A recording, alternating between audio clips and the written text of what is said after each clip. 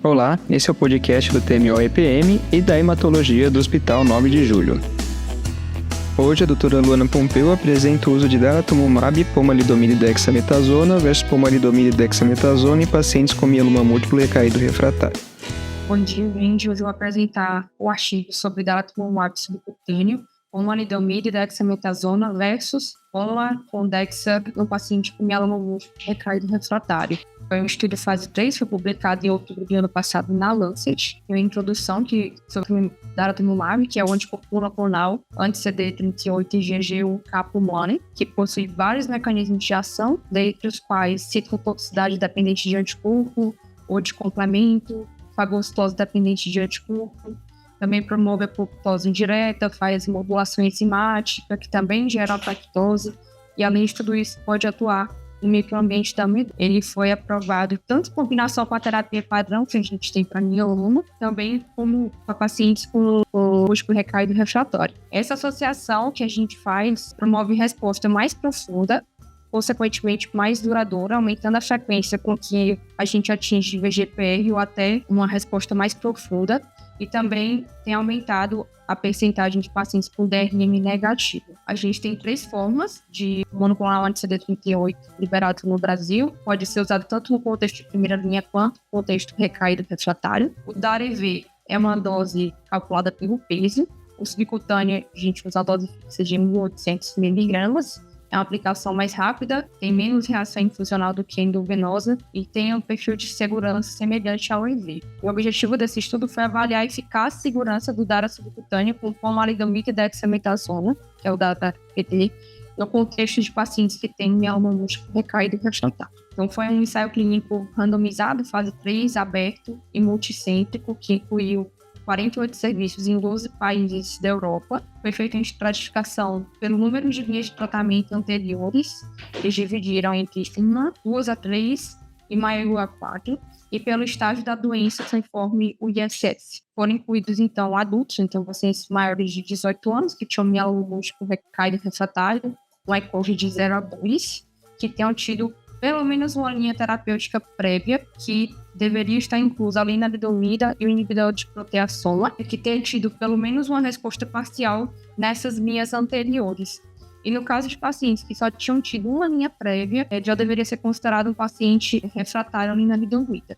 Como critério de exclusão, eles excluíram os pacientes que já tinham tratado com algum anti-CD38 ou com pomalidomida. O endpoint primário foi sobrevida livre de progressão, e os endpoints secundários foram sobrevida global, os eventos adversos, DRM negativa, tempo para resposta, duração de resposta, tempo até a próxima terapia, taxa de resposta global, taxa de resposta pelo menos uma VGPR ou resposta completa. Foi feita uma análise por intenção de tratar, e quando teve perda de segmento, os pacientes foram censurados. Os pacientes dos 2 grupos usavam a pomalidomida 4mg dia, do D1 ao D21, e a dexa 40mg dia no D1, D8, D15, D22, com ciclos a cada 28 dias. E no grupo DARA-PD, eles iniciavam o DARA, os 2 primeiros ciclos semanalmente, depois do terceiro ao sexto ciclo quinzenal, e a cada 4 semanas a partir do 7º. Esses esquemas tinham que ser mantidos até a progressão da doença ou toxicidade inaceitável. Então, foram inscritos inicialmente 353 pacientes, 49 foram escolhidos por inelegibilidade e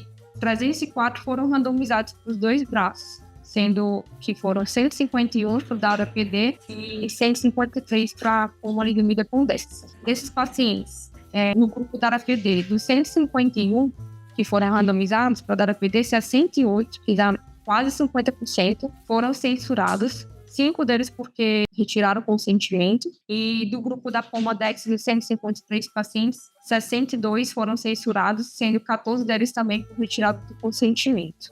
83 pacientes do grupo da Pomadexa e 91 dos pacientes do grupo pomalidomida com dexa morreram, principalmente devido à progressão de doença, mas também por outros eventos adversos que não necessariamente foram relacionados ao tratamento. E no estudo ele não deixa claro assim, se isso teve alguma correlação com a quantidade de linhas terapêuticas prévias que esse paciente tinha. A mediana de follow-up desses pacientes foi de 39,6 meses. A mediana de idade dos pacientes é de 67 anos, variando entre 60 e 72 anos.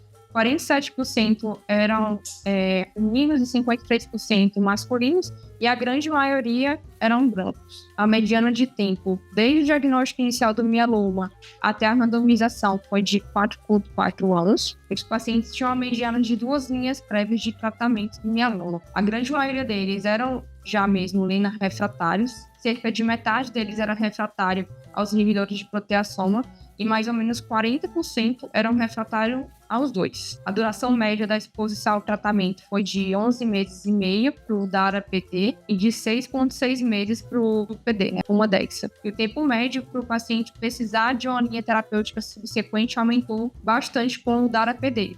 Deu uma diferença significativamente estatística de 20 meses para o DARA-PD versus 11,8 meses para o Dexa. Mais da metade dos pacientes dos 2 braços evoluíram a óbito, tanto por questões de progressão de doença, quanto por eventos adversos que não tinham relação necessariamente com o tratamento. 48% dos pacientes que fizeram o esquema DARA-PD e 68% que fizeram pomalidomida com Dexa precisaram de um novo tratamento posteriormente. A grande maioria dos pacientes nos 2 braços precisaram fazer alguma modificação o tratamento, ajuste de dose. A taxa de descontinuação devido ao evento adverso foi considerada baixa e semelhante entre os 2 grupos. E na análise de sobrevida, a mediana foi de 34,4 para o Dara-Pomodexa e 23,7 meses para a Pomodexa, uma diferença de quase 10 meses, mas que não se refletiu uma diferença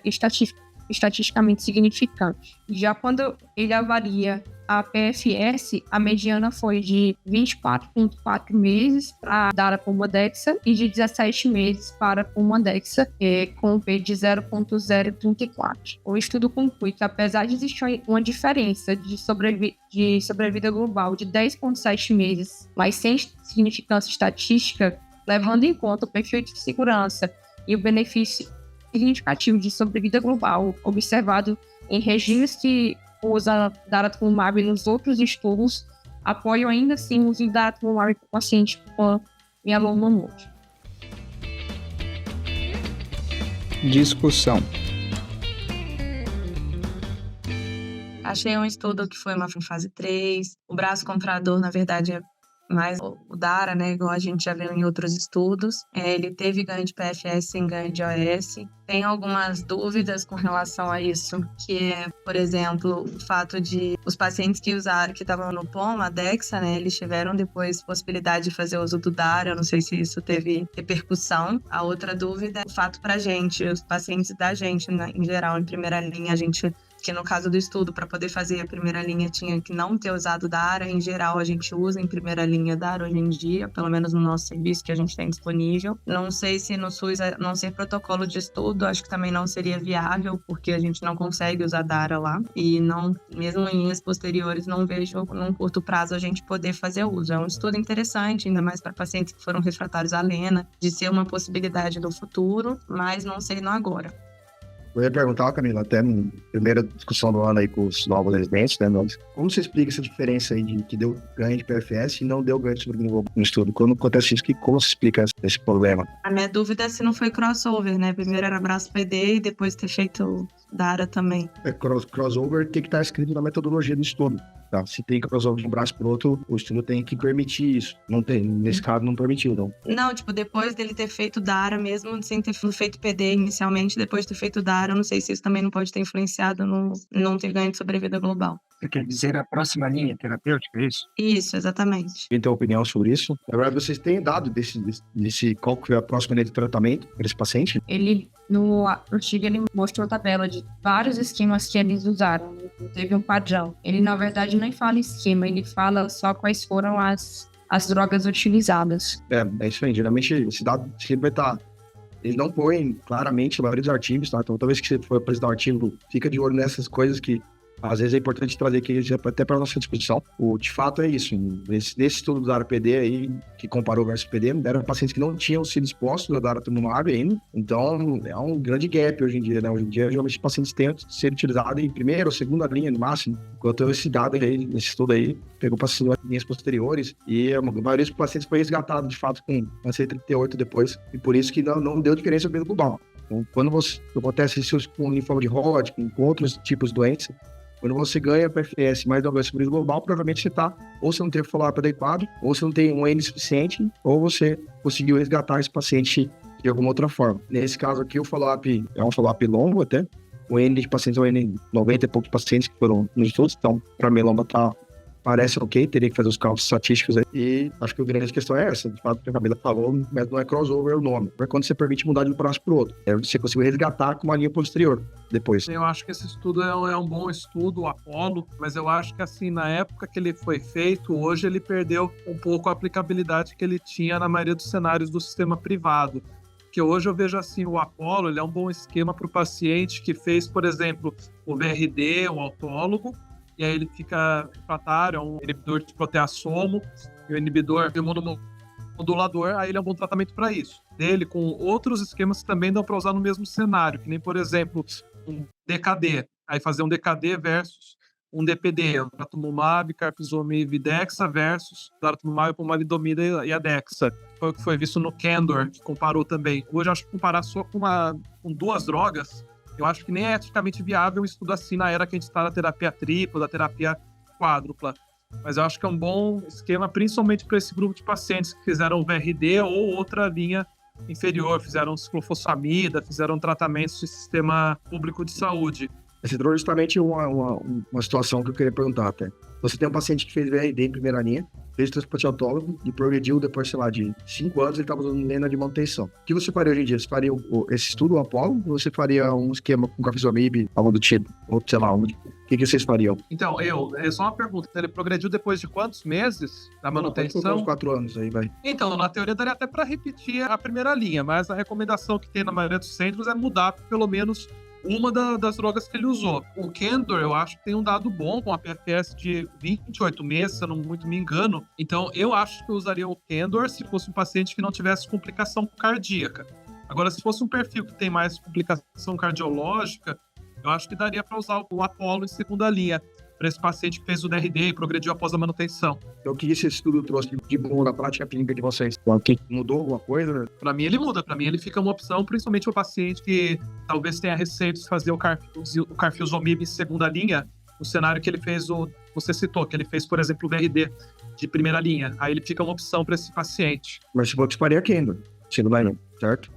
Então, eu faria o Candor, porém, se o paciente tivesse um perfil de cardiotoxicidade, que tivesse algum temor em relação ao carfilzomib, eu acho que eu faria o Apollo. Ele fica uma opção, sim, para esse grupo de pacientes. Não tem comparação dos dois. Pelo menos até onde eu sei, ninguém comparou o Candor com o Apollo. Né? De fato, não. De fato, a grande vantagem do Candor é que ele tem uma PFS média de 27 meses, né? Enquanto o do Apollo são 12 meses. Então, e aí, o que vocês acham sobre isso? Quero que vocês corram mais aí, vai, vamos ficar falando. Posso fazer um comentário rapidinho? Opa, claro. Só ouvindo? Desculpa, não sei se tá indo. Ah, pronto. Essa tabela que a Luana estava projetando, a gente vê que são poucos os pacientes aí com uso prévio, né, de lena, deu 15%, 20%, não foi isso? Que de novo, eu acabei de tirar, né, gente? É porque teoricamente... Eu acho no tratamento... Ah, bom, porque eu falei, gente, tem alguma coisa estranha. Dava 70%. Mas eu falei... No Apollo é 80%, pouco, não é? Porque é o pressuposto básico, assim, né, pra você trocar pra toma. Então tá, eu tava vendo errado. Mas, enfim, talvez eu acho que tem sempre a conveniência de ser um esquema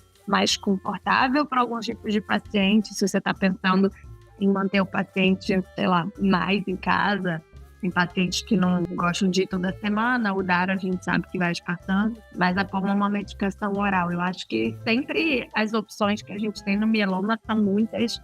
E na hora que a gente toma alguma decisão, claro que a gente pensa na eficácia do esquema, no que o paciente já usou antes, qual foi a resposta, a duração da resposta e comorbidades, e, né, enfim, todas essas coisas juntas. Tem pacientes que vai preferir tomar comprimido do que ficar indo sempre no centro, enfim. Então, eu acho que acaba que, como a gente tem muita opção, eu acho que a gente sempre vai ter espaço para usar. Mas realmente talvez não seja assim o esquema de escolha, né? Acho que só aproveitando, né, pra gente não perder um pouco da linha aí, a questão, né, só pra gente começar discutindo o artigo e depois indo, né, pra discussão, né? Discussão a gente comparar esse artigo, os dados com os outros, né? Então concordo, né, com as ponderações que foram feitas, é um esquema é um trabalho bem desenhado, ao meu ver, à época. O braço comparador à época não me incomodou com o PD, acho que era uma dúvida que se tinha, então, ok. Em relação ao estudo fase 3 prospectivo, você até tem esses dados aí, que era uma pergunta, como a gente estava falando, que a gente queria saber, esse paciente lena refratário, o que a gente pode fazer? Aqueles pacientes que estavam em manutenção após primeira linha, a maioria dos esquemas já usava a lena de primeira linha, a gente não sabia essa resposta, né? Você pode expor, você vai expor o inibidor de proteossoma com um anti-CD, um outro inibidor de um IMID, diferente da lenalidomida, em associação com um anti-CD38, vai ser melhor, né, para responder? A resposta é que sim, você tem uma resposta. Então, ok, esse é um estudo válido. A população do Apollo, né, mais uma vez, não é estudo comparador, mas a população do Apollo, como foi mostrado, é uma população ruim. É uma população, como vocês podem ver, a Luana apresentou na tabela 1 desses pacientes, né, como foram tratados, então não é uma população tranquila. Então, esse é um estudo, eu acho válido, acho, né, bom, tanto que foi publicado, e foi publicado atualizações de follow-up, então, ok. Agora, a gente tem essa discussão que o Pedro puxou, o Matheus falou, né, a da Roberta estava nessa linha, o que é o melhor hoje em dia, né? E aí, eu acho que sim, concordo com a Roberta, acho que é um esquema válido, né? Então, só que é muito Apollo Kendor, né? Não esquecer também, né, do Icari e do Ikema, não são estudos comparadores, né? Quando você pega o dado bruto, como o Pedro já falou, o Kendor é melhor.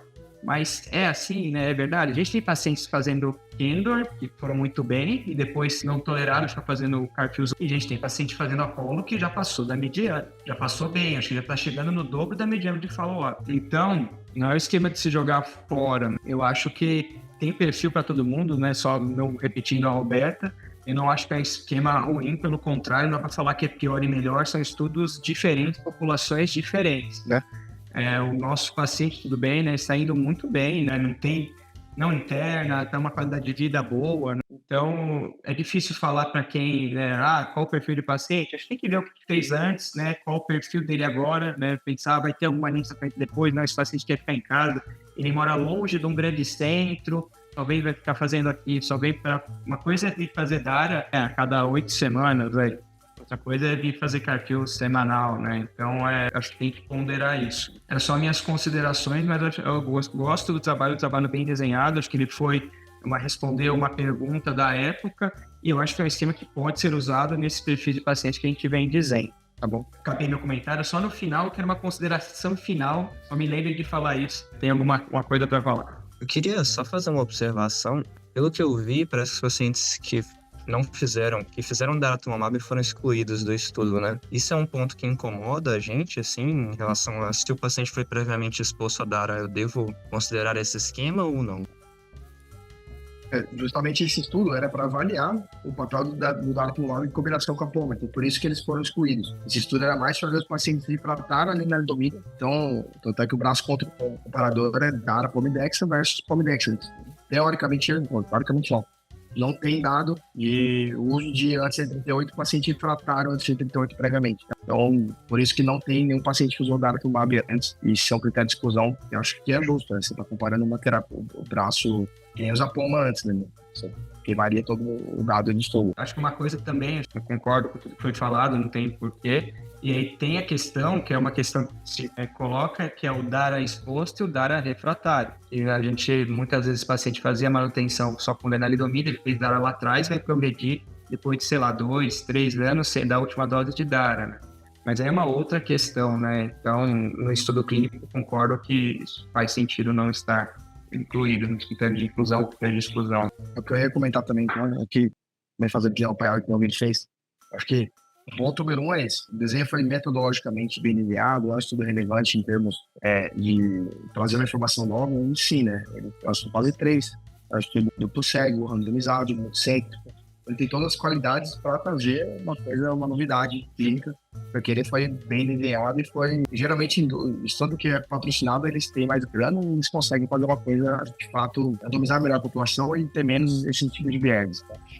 Acho que isso é um ponto, toda vez que a gente for discutir um artigo, o Resident ou R3 ou R4, quando for comentar, se puder sempre falar sobre isso primeiro e depois falar o que ele acha, algo bom. O segundo ponto é isso que a gente estava comentando. É prático, mudou a prática clínica? Ele muda a prática clínica, foi aberto, você tem razão, mano, porque ele tinha todo cuidado, mas ele foi aberto por causa do daratumumab, da aplicação. O segundo ponto é esse. ele mudou a prática clínica, ele muda a prática clínica daquela população, vamos supor, um paciente que ele fez VCD em primeira linha, fez KRD em segunda linha, então é um paciente que já é refratário ao bortezomib, refratário a carfilzomib, refratário a lenalidomida, refratário a ciclo. E aí, o que você faria com essa população? Esse paciente não foi exposto, então a gente teria que colocar um C38 com alguma coisa. Justamente, talvez os dados do Apollo, do Icária, veio para trazer nessa população. O paciente que ele não é refratário e já foi exposto a outras linhas aí. Até que no estudo aí, a mediana de linhas terapêuticas foram 2 prévias, geralmente eram os dados de terceira linha. E, particularmente, para essa população, é o que eu faria. Então, um paciente que fez esse esquema, VCD e KRD, faria um DPD depois. Mas, como já foi comentado, em um paciente em segunda linha, que é elegível para tomar o inibidor de quintossoma, talvez não escolheria fazer carfilzomib com anti-CD38, pensando que os dados têm uma preferência um pouco mais prolongada, apesar de que nessa população do Apollo, tinha 80% de pacientes ainda refratários, enquanto nos estudos em isomib geralmente é próximo de 27%, que isso é um impacto significativo. A refratabilidade anena é um fator de mau prognóstico no melanoma. Então, outras considerações que eu ia falar é que se esse paciente já tivesse utilizado mais linhas terapêuticas prévias, ou se esse paciente já tivesse sido exposto ao CD38, eles têm o dado até do Karma, que é o estudo que comparou CAR-T-cell por anti-BCMA. O Ide-Cell. E ele ganhou PFS significativo em relação ao que fez esse tipo de esquema. Ou talvez daí não seria a melhor população. Eu acho que seria a população daquele paciente que não foi ainda, que nos outros 138, aí sim. Eu pensando, tem uma questão de custo. Aqui no Brasil não foi aprovado esse esquema da ARAPD em combinação. A pomalidomida só foi aprovada com o bortezomib, porque a CMED, que é a Comissão de Medicamento, entendeu, quando foi solicitada essa combinação, que não era custo efetivo, baseado comparado com as novas terapias que tem e tudo. Mas eles estão revendo essa decisão. No momento, a pomalidomida no Brasil, ela está aprovada somente em combinação com o bortezomib. Inclusive está no rol tal de medicação, você consegue pedir. Posso fazer um comentário, pergunta, curiosidade a vocês ainda? Pode. Já que você citou o estudo do Karma 3, uma coisa que pelo que eu me lembro, me corrija se eu estiver errado, mas ele compara com o Ide-Cell com o da ARAPD e vários outros esquemas. Eu acho que é uns 5 ou 6 esquemas que ele acaba comparando. Pelo que eu me lembro, a PFS mediana do DARA-PD no Karma 3 é bem inferior ao que o Apollo viu. Eu acho que é de 6 meses, se eu não me engano. Não sei se é isso mesmo, se vocês lembram desse dado. Mas é curioso, né, que dado essa diferença, assim, no outro trabalho, né, mais recente, quando compara com esse outro produto de tratamento, né? Vocês lembram disso? É isso mesmo? Sim. Era uma população também mais tratada, né? Era 1 a 3 linhas, né? Já tinha sido pacientes mais expostos também, já, por exemplo, antes de terror, tinha uma população um pouco pior, né, que foi no Karma 3, mas eu lembro, de fato, comparado com esses estudos aí, a PFS era inferior, né? Isso vai estar difícil. Não, só lembrar também, né, não só do Ide-Cell, mas também do CARTitude 4, o braço comparador era da ARAPD, né, o PVD. Então, é um braço que serviu também de comparação, também perdendo, né? Então talvez essa é uma crítica ao CARTitude 4 também, porque que não fez, sempre falam isso, porque não fez os esquemas baseados com inibidor de proteação, mas, né, estava validado, mas também foi inferior. No Karma tinha muito paciente triplo exposto também, Matheus, por isso que deu muita essa diferença. Eu ia falar só o nome do filme, né? Estava esperando. Habitualmente, a gente tem feito fazendo um filme que poderia justificar, que poderia fazer uma analogia junto com o artigo. Como não tem como, né? Isso aí, o nome do filme é Creed, né? Assim como o Apollo do Creed no filme, ele apanha bastante ali, apanha de quase todo mundo, mas ele ganha no final do braço comparador. Então, eu acho que é tosca, o coração. Pelo mesmo nome, eu vou... Eu sabia, né? Era o comentário que eu ia fazer. Esse estava previsível. Era o comentário que eu ia fazer, mas eu não sabia qual Apollo que você ia comparar. Será o Michael B. Jordan ou o Apollo do rock, né? O Apollo do treinador, né? Que muita gente acha que era Apollo do treinador, mas é o Apollo do treinador. E, infelizmente, ele morre em luta contra o Ivan Drago. Né? Então, acho que eu ia fazer essa comparação, só que com o Apollo doutrinador. É isso, ele vai muito bem no começo, né? Mas agora, atualmente, ele acaba... É um esquema que talvez não se sustente aí, pensando... O que a gente já falou, aqui a gente vai chegar bem específicos e tal, vai ficar um pouco mais difícil aí de usar, mas ele sim, né? Foi um estudo, uma comparação importante aí, e essa é a comparação. Perfeito, deixando alguma coisa aí. Tá bom. Bom dia a todos, então. Bom dia. Bom dia, obrigado. Então por hoje é isso, até a próxima semana. Tchau.